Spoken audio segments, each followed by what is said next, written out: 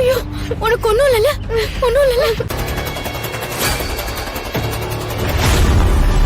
சுடர் கொலையில உங்க 3 பேருக்குமே பங்கு இருக்குன்னு சொல்றேன். உன் குழந்தைய பத்திரமா அந்த கவின் கிட்டே நீ கொடுத்து அமிச்சிட்டு ஒரு பொறுக்கிக்கும் எங்களுக்கும் சம்மந்தம் இருக்குன்னு சொல்றீங்க. எங்களால தாங்க முடியல மேடம். நீங்க என்ன போலீஸ் டிபார்ட்மெண்ட்டை விட ரொம்ப புத்திசாலியா என்ன? இந்த குழந்தை காணாம போனதும் எல்லாமே ஒரு டிராமா தான். அந்த கிரிமினல் கவினுக்கும் எங்களுக்கும் சம்பந்தம் இல்லைன்னு சொல்றதையா நம்ப போறீங்க? அந்த 3 பேருக்கும் தொடர்பு இருக்குன்னு நீங்க இன்னும் ஸ்ட்ராங்கா நம்புறீங்களா மேடம்?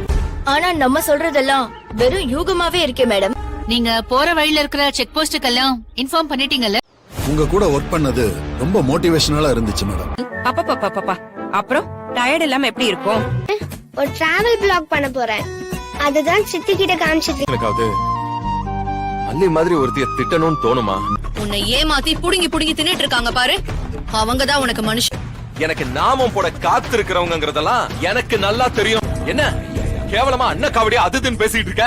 மல்லி, நாகு, இதெல்லாம் நீங்க சீரியஸா எடுத்துக்காதீங்க.